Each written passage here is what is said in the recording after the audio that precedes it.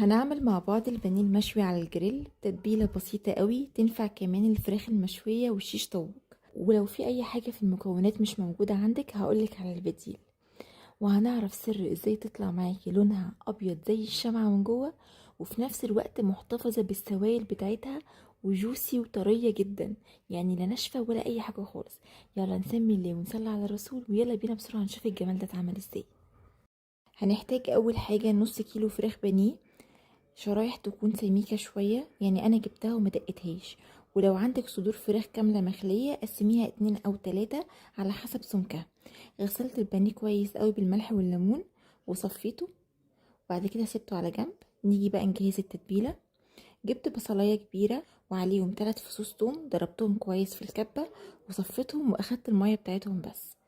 نزلت بمية البصل والثوم في بولة بالشكل اللي انتوا شايفينه ده، وبعد كده نزلت عليهم بعصير ليمونة ومعلقتين كبار خل. ولو عندك حاجة واحدة منهم ليمون او خل خلاص استكفي بيهم. معلقة كبيرة زبادي او رايب، ده بيخلي الفراخ لونها ابيض وبتستوي اسرع، بالاخص لو مش هتسيبيها في التتبيلة كتير. انا ما كانش عندي زبادي فحطيت رايب. انتي لو ما عندكيش رايب ولا زبادي خلاص مش مشكلة، استغني عن الخطوة دي. ومعلقة صلصة ومعلقتين كبار زيت. التوابل بقى اللي هستخدمها الأساسية ملح وفلفل أسود وبابريكا مدخنة، ده الأساسي. بعد كده أنا زودت معلقة صغيرة من معالق التوابل بهار فراخ، رشة روزماري لو بتحبيه تمام، مش بتحبيه ممكن تستبدليه بزعتر. لو مش بتحبي لا روزماري ولا زعتر استغني عنهم خالص. حطيت رشة خفيفة قوي من جوز الطيب. زي ما قلت لك مش بتحبي بهار الفراخ ممكن تحطي كاري. جوز الطيب ممكن تستغني عنها، ولو في اي بهارات تانية بتحبي طعمها في الاكل ممكن تزوديها. وممكن تزودي توم باودر وبصل باودر برضو، بس انا استكفيت بالبصل والثوم اللي انا حطهم الفريش. واخر حاجة زودتها رشة خفيفة قوي من السكر، بتدي طعم حلو قوي للفراخ وبتديها لون جميل قوي، اللون اللي هو الذهبي المظبوط.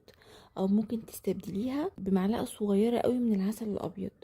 يعني المعلقه الصغيره اللي انا بتكلم عليها دي معلقه من بتوع التوابل، معلقه صغيره جدا، لان انا مش عامله كميه كبيره، انا عامله نص كيلو فراخ بس. ما تخافوش خالص، هي مش هتدي تسكيره للفراخ ولا اي حاجه، مش هتطلعها طعمها مسكر، بس هتظبط طعمها قوي. هقلب التتبيله مع بعض كويس قوي وظبطت ملحها. انا عايزه ملحها يكون يعني مظبوط بل عالي سنه صغيره. نزلت بالفراخ بالشكل ده بالتتبيله وقلبتها كويس قوي. الخطوه دي طبعا لازم ايدي، ينفع استخدم مسك ولا اي حاجه، عشان اضمن ان الفراخ اتغلفت كويس قوي من كل ناحيه. هو المفروض كنتيجه احلى ان انا بيتها من قبلها بيوم في التلاجة، وتاني يوم الصبح اسويها، او على الاقل خالص ساعتين 3. انا ما كانش عندي وقت، انا سويتها في ساعتها على طول وطلعت طعمها يجنن. رفعت جريل على النار، ما عندكيش جريل استخدمي طاسه عادي جدا. دلوقتي ظبطت معاكم التتبيله. تاني خطوه عشان اكمل ان الفراخ تطلع ميه مظبوطه هي خطوه السوا. النار عندي تكون متوسطه، انا ما بوطيش النار خالص، لان انا لو وطيت النار الفراخ بتنزل كل السوائل اللي فيها وبتبقى ناشفه كده ومتفله وملهاش اي طعم. اول حاجه النار تكون متوسطه. تاني حاجه انا بسويها في زبده، حطيت مكعبين زبده في الطاسه او الجريل. تالت حاجة 3 4 فصوص توم كده سلام، بحطهم يدوب بقشرهم بس. ولو عندك روزماري سليم حطيه عودين، ما عندكيش حطي رشة روزماري زي ما انا حطيت. اول ما الزبدة تسيح انزل بالفراخ. التتبيلة اللي كانت متبقية من الفراخ نزلت فيها بخضار كنت مقطعاه مكعبات، فلفل الوان وبصل. الوقت بس لحد ما الفراخ تستوي، ما اقلبهاش غير لما تبدا يعني تتشمع، تاخد لون خفيف من ناحيه بقلبها على الناحيه التانية على طول بالشكل اللي انتوا شايفينه ده. وباكد تاني النار تكون متوسطه، انا مش عايزه النار تكون هاديه. ومتقلقوش خالص الفراخ هتبقى مستويه، لان الفراخ عندي سمكها مش عالي قوي. بفضل اقلب فيها، انا ما بسيبش الفراخ وبمشي، انا بفضل واقفه جنبها بقلب فيها لحد ما تستوي. هي مده سواها كله ما بتكملش 10 دقايق. انا في الوقت ده كنت مولعه فحمه جنبي على على البوتاجاز. انا هنا بختبر الفراخ بشوفها استوت ولا لا. طبعا في اجزاء في الفراخ اللي هي بتبقى الجزء اللي بيبقى تحت في الصدر، اللي هي القطعه اللي بيسموها الموزه او القطعه الناعمه دي، بتستوي اسرع. بتستوي اول حاجه، وكمان منها في نص النار. استحله وحطيت فيها بوله، البوله دي هطلع فيها الفحمه. وبدات اطلع، شايفين الفراخ عامله ازاي؟ وبقيت اطلع الفراخ اللي استوت الاول، شايفين طراوه الفراخ عامله ازاي؟ طلعت قطع الفراخ اللي استوت، والباقي اللي على الاطراف بدخله جوه لحد ما يستوي وياخد لون الذهبي المظبوط. بغطي الحله عشان الفراخ ما تنشفش لحد ما اطلع كل الكميه. لو وصلتي معايا لهنا ما تنسيش تعملي اشتراك للقناه اول مره بتشوفيني على اليوتيوب، ولايك وشير لو عجبك الفيديو. كده حلوه قوي، كده الفراخ كلها استوت زي ما انتم شايفين. هخرجها بقى على طول.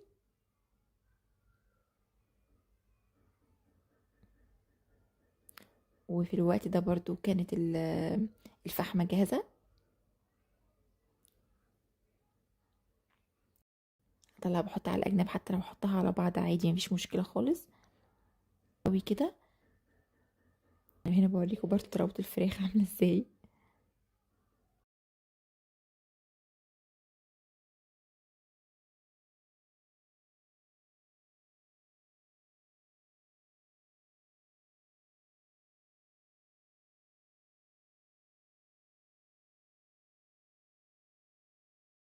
مكان الفراخ نزلت بالخضار.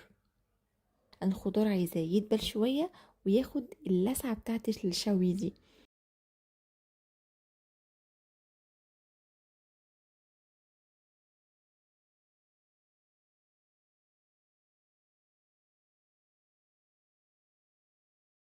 هنا كان الفحم خلاص كان جاهز، حطيته ونزلت عليه بمعلقه كبيره من الزيت وغطيت، وعشان الفتحه اللي في الحله دي قفلت بفوطه.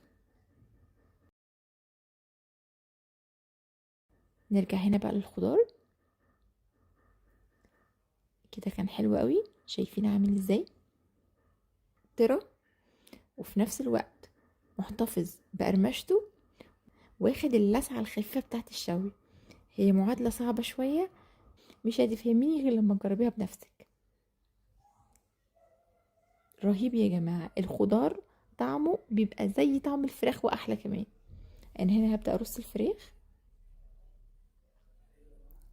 هوريكم دلوقتي طراوه الفراخ، وان هي محتفظه بالسوائل اللي جواها ولونها ابيض شمعة من جوه. ابدا بقى ارص الفراخ كده في طبق واحط عليها الخضار المشوي. انا نسيت اقول لكم ان انا حطيت على الخضار المشوي رشه خفيفه من الملح وهو على الجريل. ورهيبه بجد، شايفين الفراخ مستويه عامله ازاي؟ شايفين بقى المحتفظه بالسوائل اللي فيها وجوسي وعامله ازاي من جوه؟ يا رب يكون بس الصوره واضحه. بجد كلمه رهيبه قليله عليها.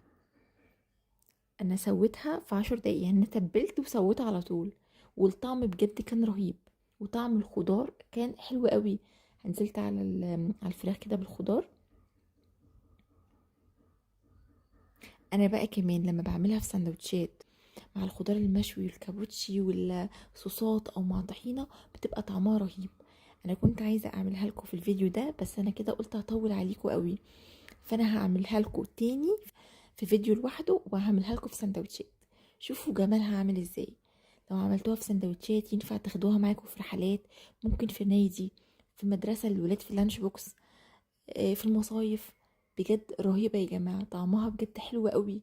حطيت عليها رشه بقدونس للجناش. كنت عاملاها مع مكرونه بصلصه. انا عامله معاكم قبل كده 60 طريقه للمكرونه على القناه على اليوتيوب. دي مكرونه بصلصه عاديه خالص. بسلق المكرونه في ميه فيها شويه ملح، مش بحط زيت خالص في ميه السليق، بسلق المكرونه 3/4 سوا، وبعد كده بصفيها تحت ميه من الحنفيه. وبعد كده بعمل الصلصه 3/4 فصوص توم في شويه زيت، بشوح لحد ما التوم يبقى لونه ذهبي. بنزل عليه بعصير طماطم متصفي من القشر والبذر، والتوابل ملح وفلفل اسود وبابريكا، وبغطي وبهدي النار لحد ما الصلصه تتسبك. وبعد كده بنزل بالمكرونه، ولو كانت اتمسكت في بعض شويه بحط عليها شويه ميه من الحنفيه وبقلبها لحد ما تفك تاني من بعض. وبعد كده اصفيها كويس واحطها في الصلصه واقلبها وبألف هنا. وبكده نكون وصلنا لنهايه الفيديو بتاعنا النهارده. اتمنى وصفتنا تكون عجبتكم وتشاركوها مع كل اللي بتحبوه.